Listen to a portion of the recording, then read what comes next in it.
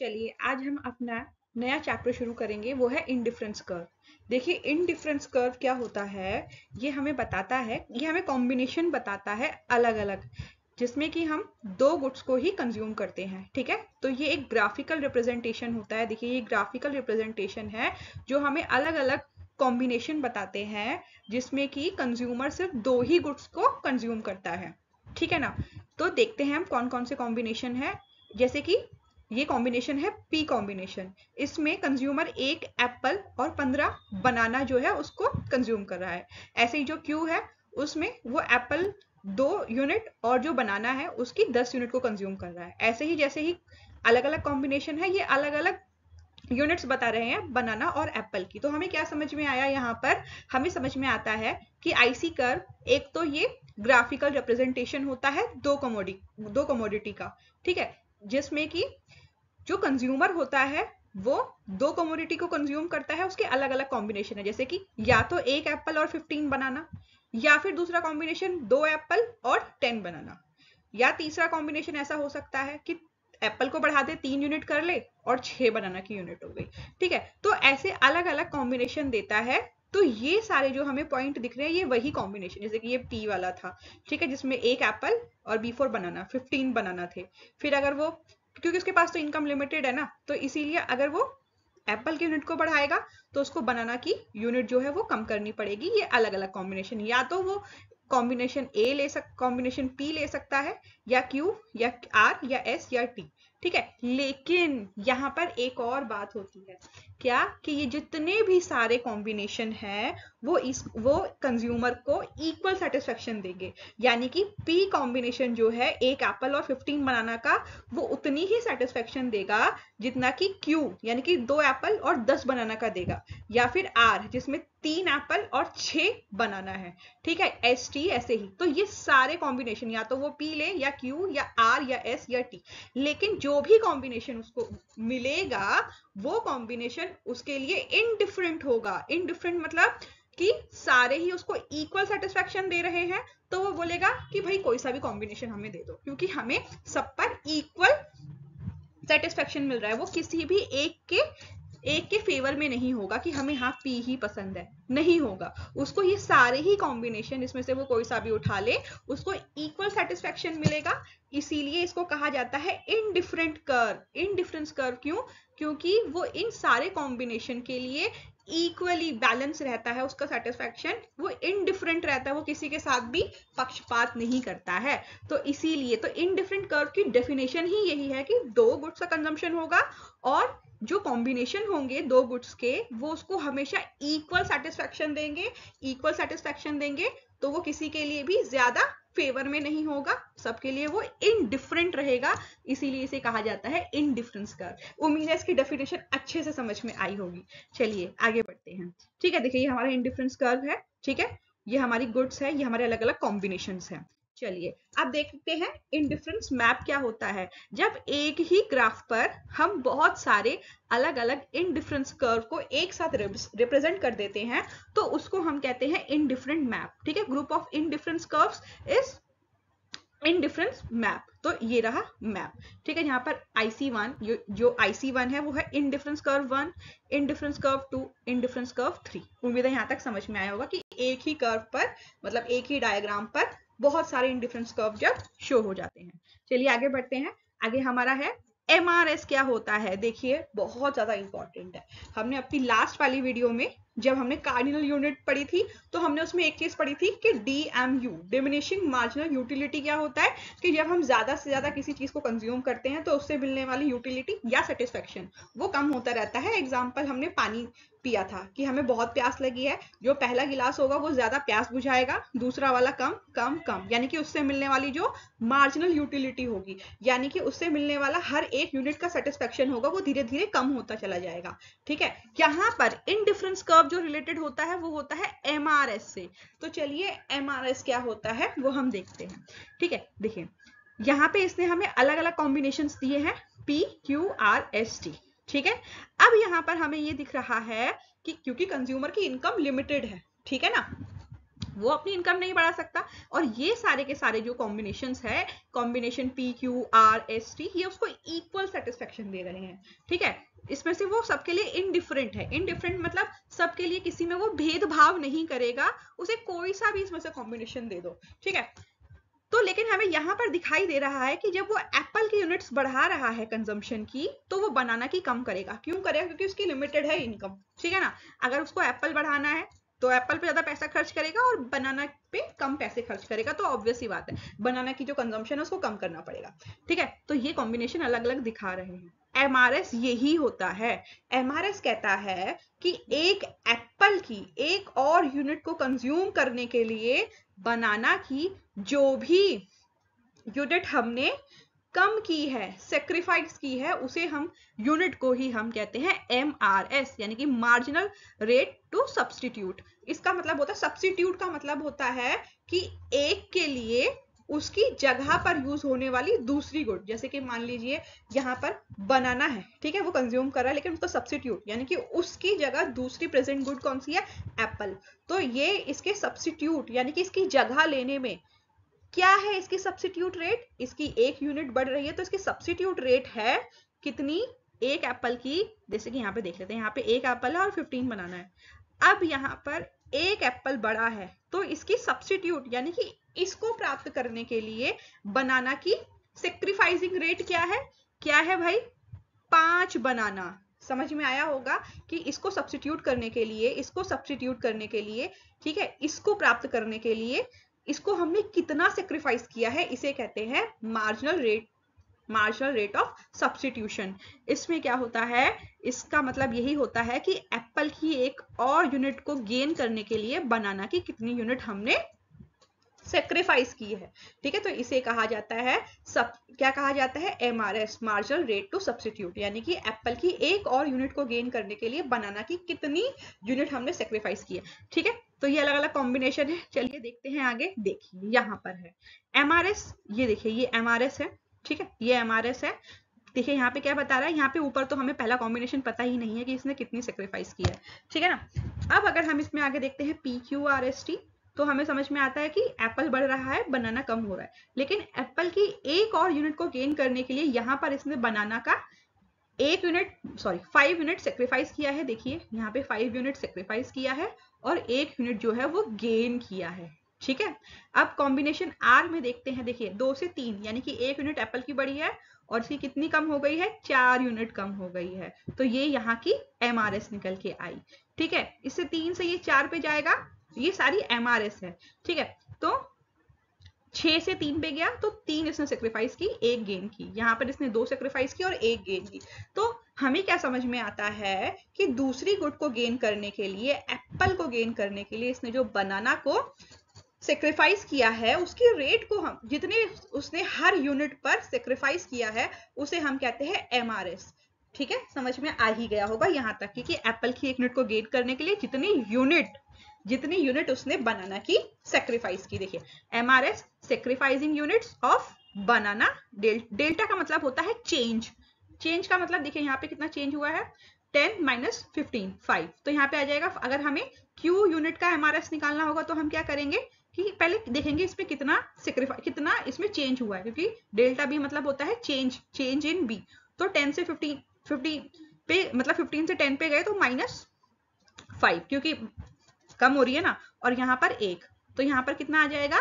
5/1। देखिए इसका आंसर ना माइनस में ही आएगा, बट हम शो नहीं कर सकते क्योंकि देखिए यहाँ पे तो इसमें दोनों अलग अलग डायरेक्शन में जा रहे हैं ना, ये डिक्रीज हो रहा है, ये इंक्रीज हो रहा है, तो ये आंसर तो माइनस में ही आएगा, ठीक है। बट हम यहाँ पे माइनस शो नहीं करेंगे क्योंकि हमें पता है कि दोनों में इनवर्स रिलेशन है। देखिए ये बढ़ रहा है तो ये कम हो रहा है।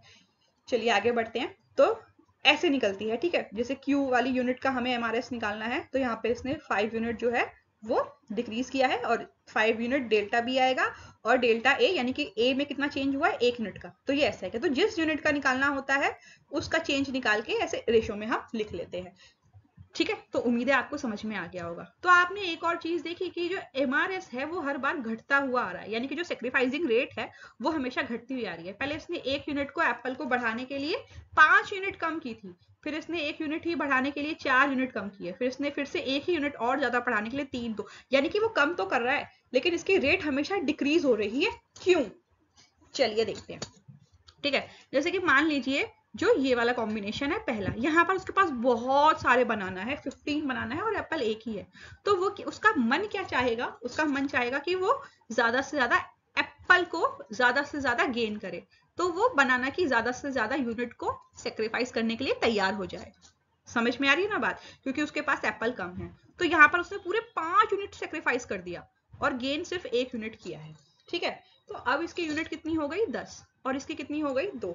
ठीक है, तो यहाँ पे हमें क्या समझ में आया कि अब उसके पास एप्पल तो बढ़े लेकिन बनाना कम हो गया। देखिए, अगर हम जैसे कि पानी वाला ग्लास का हम एग्जांपल लेते हैं, ठीक है, अगर मैं पानी पी रही हूँ यानी कि मुझे और यूनिट मिलती जा रही है पानी के गिलास की, तो उससे मिलने वाला सेटिस्फेक्शन कम हो जाएगा मेरा। क्यों?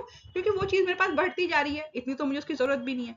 उम्मीद है आपको समझ में आएगा। लेकिन अगर मान लीजिए वही चीज को मैं सेक्रीफाइस करूं, जैसे कि मान लीजिए कि मेरे पास पैसे हैं, ठीक है, 1 लाख रुपए, तो मेरी दोस्त आती है और वो कहती है कि भाई मुझे ना पैसों की जरूरत है, तो मैं उसको 50,000 रुपए दे दूंगी।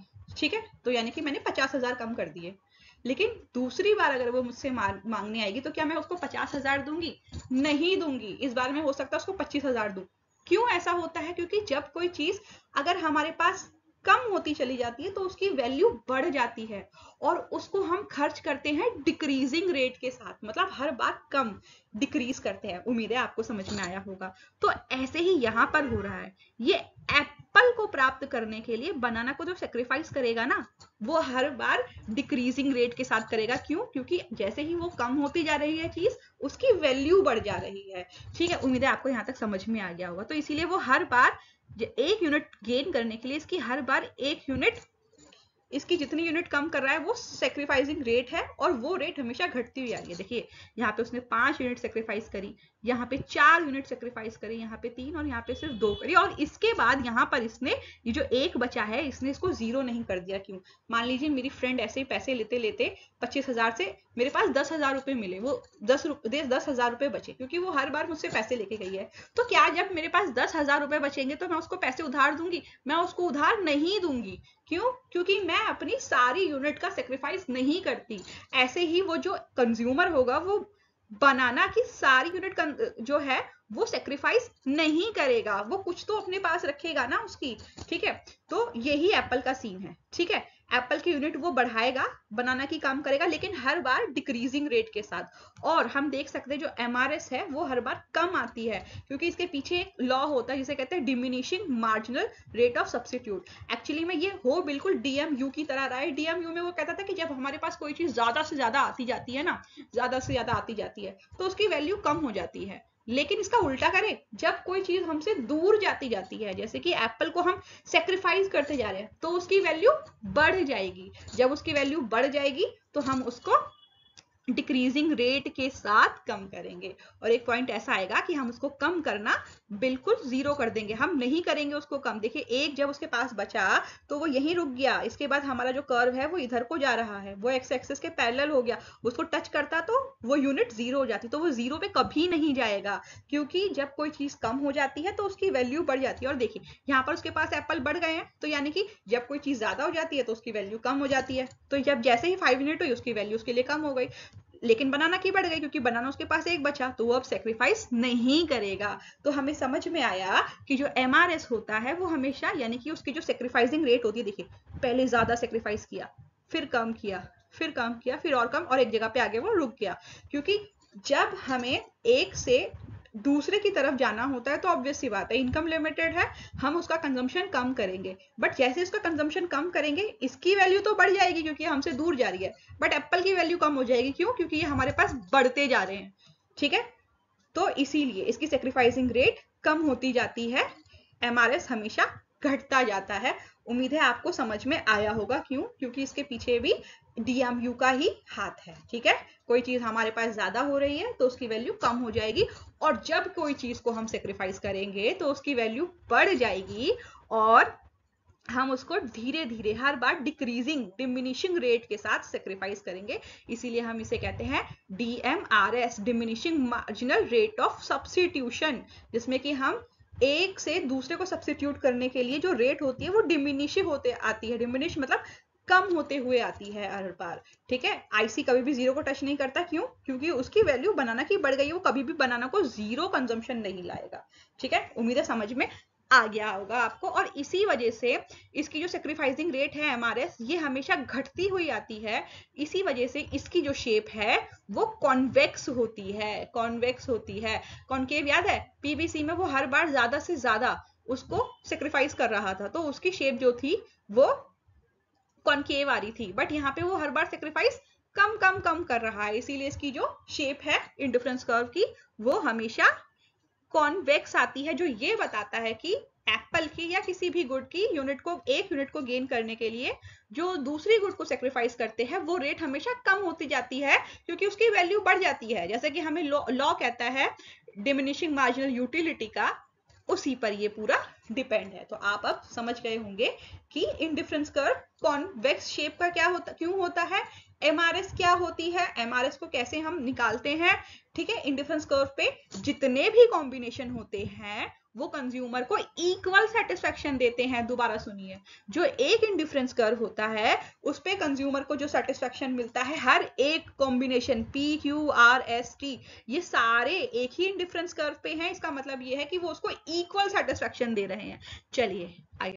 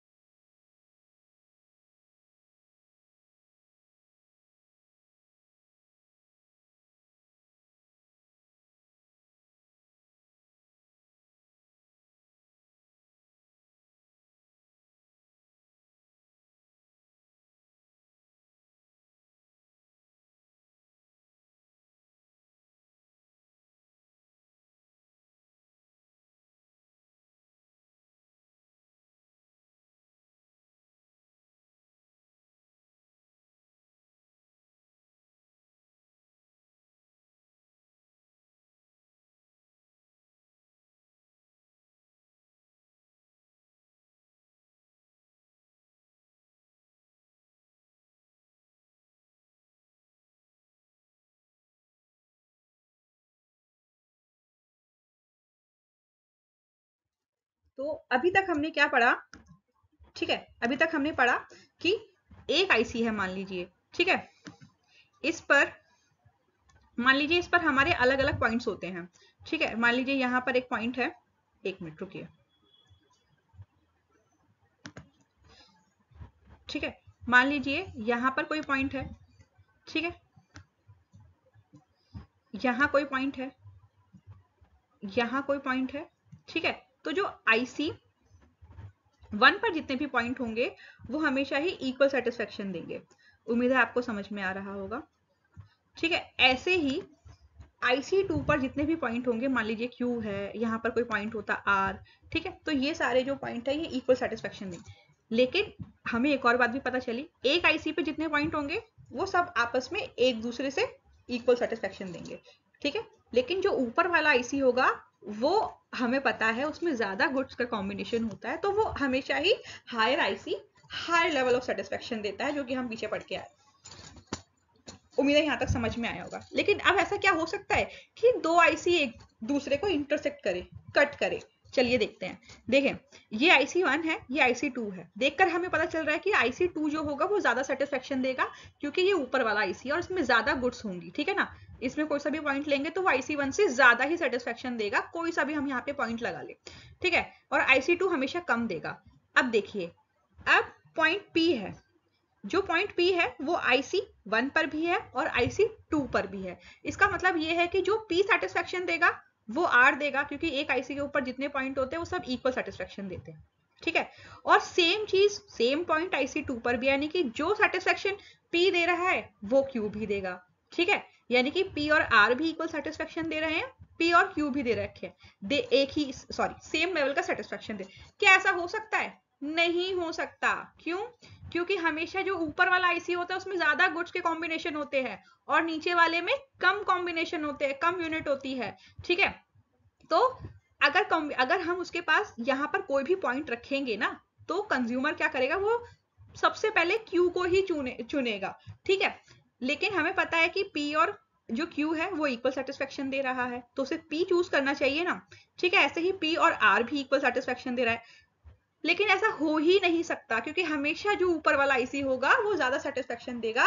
कभी ऐसा नहीं हो सकता कि दो IC जो ऊपर नीचे हैं, नीचे वाले के बराबर ही ऊपर वाला IC सेटिस्फेक्शन दे सके, क्योंकि उसमें ज्यादा गुड्स होती है, नीचे वाले में कम है, ठीक है ना। तो कभी ऐसा नहीं हो सकता कि दोनों में एक ऐसा पॉइंट आए जहां पर कि दोनों इक्वल सेटिस्फेक्शन दे, नहीं हो सकता, ऐसा नहीं हो सकता। इसीलिए कभी भी IC, जो दो IC होते हैं, IC1 IC2 या कितने भी IC होते हैं, IC3 IC4, कभी भी एक दूसरे को इंटरसेक्ट नहीं करेगा, क्योंकि हमेशा ऐसा होता है ऊपर वाला IC ज्यादा सेटिस्फेक्शन देगा नीचे वाले के कंपैरिजन में, क्योंकि उसमें ज्यादा कॉम्बिनेशन, ज्यादा यूनिट्स होगा, ठीक है ना। उम्मीद है यहाँ तक आपको समझ में आया होगा। तो यहाँ पर हमारे IC की प्रॉपर्टी खत्म होती है। कल हम पढ़ेंगे बजट लाइन और consumer equilibrium with the help of IC and budget line.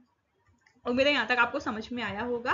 अगर आपको ये समझ में आया और अच्छा लगा तो आप मेरी वीडियो को लाइक कीजिए, शेयर कीजिए, सब्सक्राइब कीजिए। जब तक के लिए बाय।